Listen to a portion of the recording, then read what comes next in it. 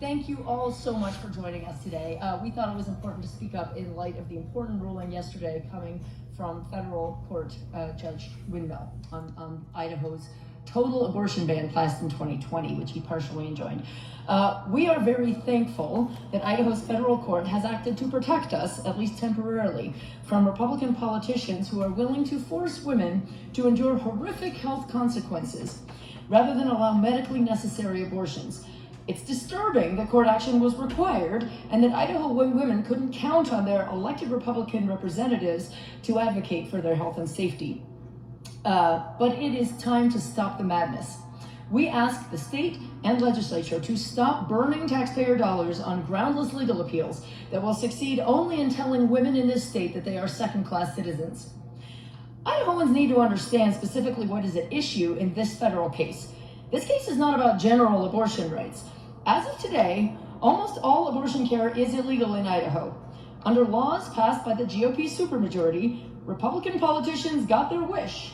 Women in Idaho are now generally forced through pregnancy whether they want it or not, and Judge Windmill's ruling does not change that. His injunction is very narrow.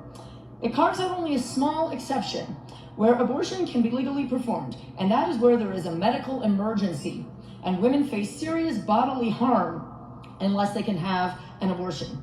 Harm such as amputation, paralysis, major damage to body organs, permanent infertility, life-threatening infection, and possibility of death.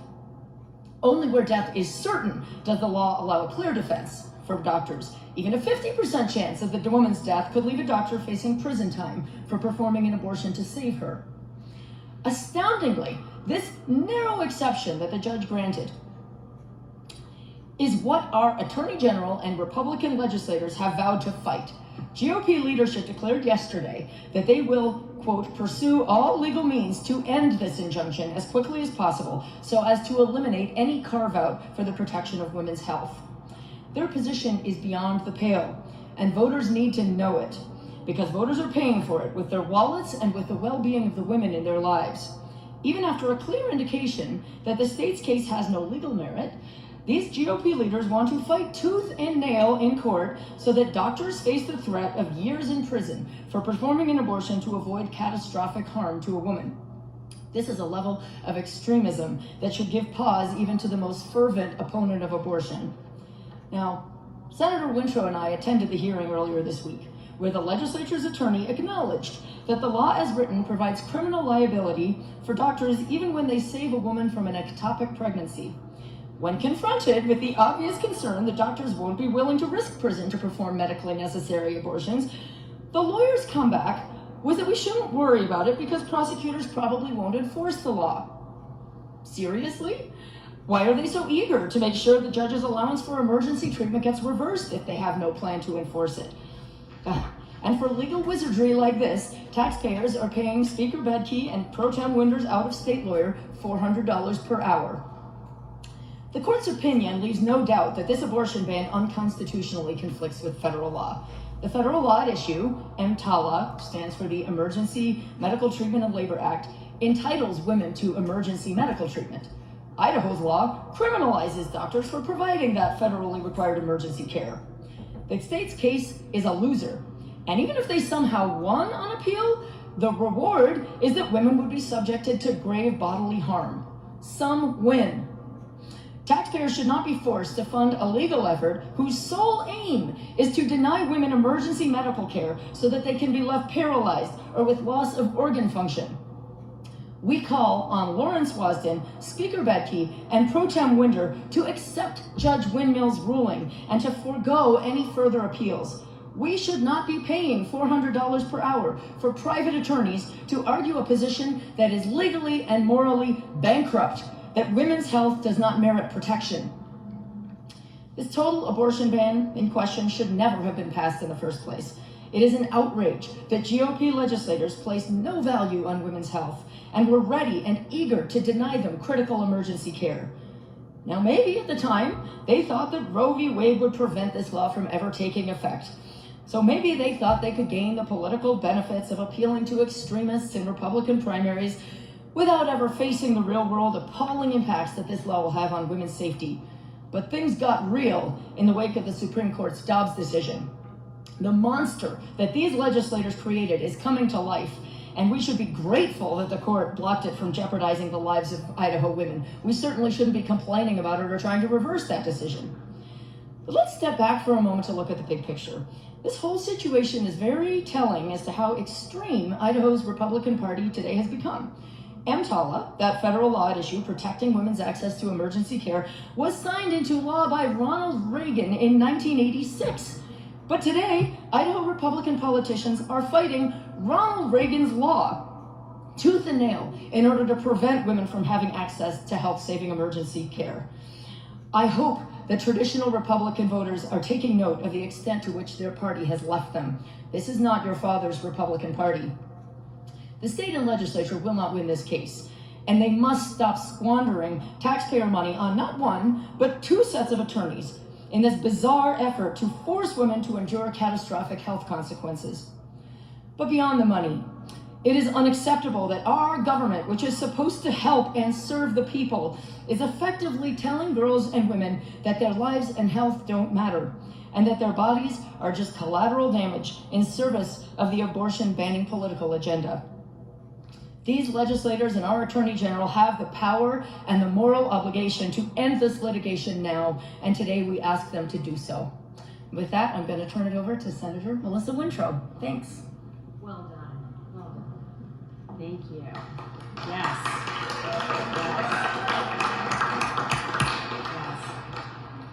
As Representative Rubel outlined so well, Judge Windmill's ruling only covers protections for those patients who face serious bodily harm seeking treatment in our hospital emergency rooms.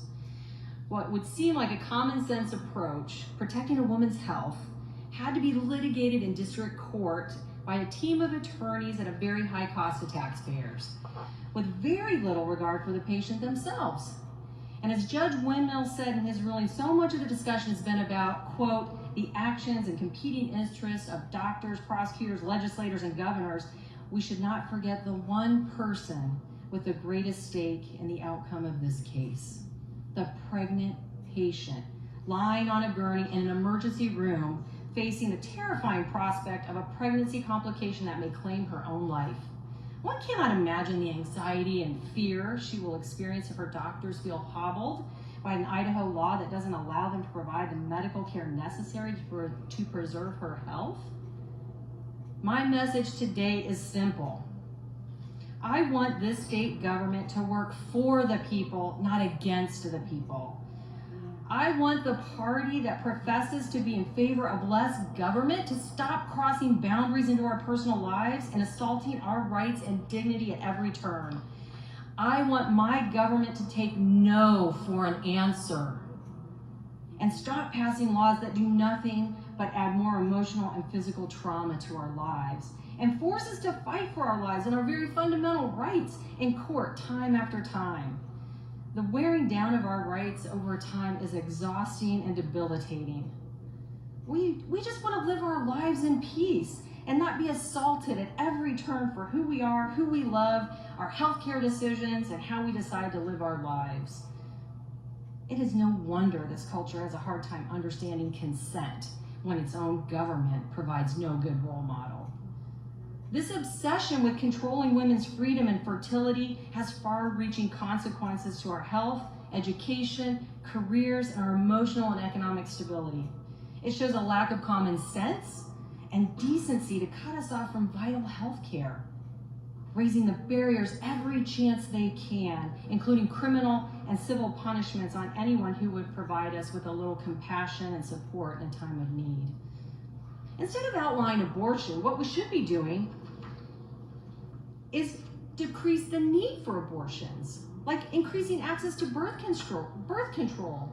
Instead, this backward nature of this legislature killed 4 bills 4 years in a row that would do just that. Instead of outlawing abortion, we need to be providing medically accurate sexual health education. Instead, this legislature continues to try to limit access to information, and extremists have even ousted the chair of the House Education Committee in 2018 when all she did was allow a bill in her committee that would help define what a healthy relationship is. This legislature continues to be backward and I think more medieval, taking us back to the dark ages instead of looking forward to where people can thrive on their own terms. Even more cruel are their laws making it nearly impossible for a survivor of rape or incest to have an abortion. The exemptions are cruel and unethical and do not recognize the realities of a survivor's experience, and I can tell you that firsthand. In Idaho, the narrow exception for rape and incest is only accepted if a police report is given to the provider. This carries obvious and onerous steps for a survivor of sexual violence because it's nearly impossible to get a police report. In many cases, when there is an active investigation of a crime, the report that has been filed will not be released. In fact, these reports are protected under Idaho law, so a criminal investigation can go forward and actually get the bad guy. Who's the bad guy now? In these cases, it could be months even before an investigation is complete, and at that point, it'll be too late for victims to access an abortion if they need it. This is cruel and an impossible requirement that shows the true goal behind this legislation: to push all abortions out of reach. The majority party is not responding to the majority of Idahoans and their needs or wants. 50 years of legal precedent provided very reasonable access to abortion care, balancing the interests of government and the private interests of citizens, creating the foundation for women to achieve greater educational and economic gains. The decision about when and if to have children is a private fundamental right. But the Idaho GOP is rabid to jail people for taking responsibility for their own lives and making the best decisions they can in the privacy of their own home and their own physician's office. The party of less government has become the party of power, penalties, and prison. My message today: I want this legislature to take no for an answer and stop the assault on our lives, our rights, and our dignity. I want this legislature to enact laws so a victim of incest or rape can access abortion care on their own terms without stipulating to the government to get a police report, which you know you'll never get. I want you to start by believing them and trusting victims to make their decisions so they can regain control of their lives, control that was ripped from them by a rape or an assault. They don't deserve to be re-victimized by their government. I want you to respect the decisions about when and if to have children and not interfere with our personal medical decisions that could cause serious physical harm or even death if left unattended. I want the GOP to be more responsible and stop wasting our time and money passing laws that are unconstitutional, that have to be litigated in court time and time again at the people's expense. And I want the legislature to stop debating and negotiating our very humanity and dignity as if it was a commodity to be traded and sold. And finally, I want the citizens of this state to take a hard look at who has been elected and what they believe. This legislature supported comments made in a committee where a legislator acknowledged that less value should be placed on a woman's life than that of an embryo or a fetus when the pregnant patient faced a medical emergency. Let that sink in. I hope that Idahoans will go to the polls this November and remember who is fighting for you and who is fighting against you. Thank you.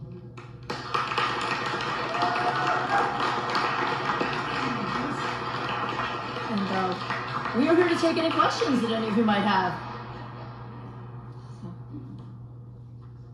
Anyone? Yeah.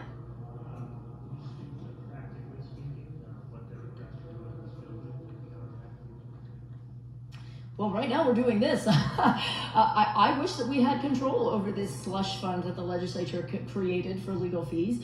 Unfortunately, the supermajority rammed it through so that it is in the sole control of Pro Tem Winder and Speaker Bedke. And they have chosen to use the taxpayers' money to hire out-of-state attorneys at $400 an hour to come in and try to overturn the protection of women's health. We don't have access to that fund. Right now, we're heading into an election this November.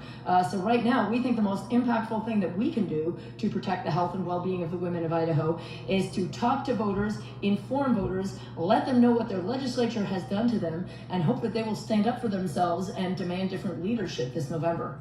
Yeah, can I add? You know, I think that Democrats are doing exactly what they do every time. They stand up to the bully and they fight for our rights. And I can tell you, I have a list of legislation that I would advance that help people in these situations and many situations, but they're all blocked.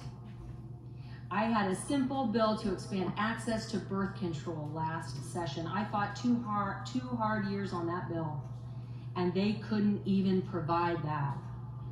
We will continue to fight, and we will continue to stand up to that bully. That's what we do. Sorry. And I would add to that we believe that the policies that we've been advocating for a long time are the policies that will genuinely reduce abortion, as Senator Wintrow said, and there's a lot of data to support this. If you want to reduce abortions, you don't do it by banning it. Abortion rates are highest in the parts of the world where it's banned, and lowest in the parts of the world where there's access to contraception, access to sex education, access to affordable childcare, access to affordable housing, all of the policies that we stand for and that have been blocked by this GOP supermajority. So we believe that we are truly the ones whose policies would meaningfully reduce abortion in a manner that respects people's autonomy. Well said. Any other questions? Great. We thank you so much for being here. We're at a critical juncture right now where money is being spent and decisions are being made, and we hope the people of Idaho will call on those who control the purse strings and who decide the legal strategy and ask them to stand down. This has gone too far. We should not be fighting to allow women to suffer grievous health problems. Yeah.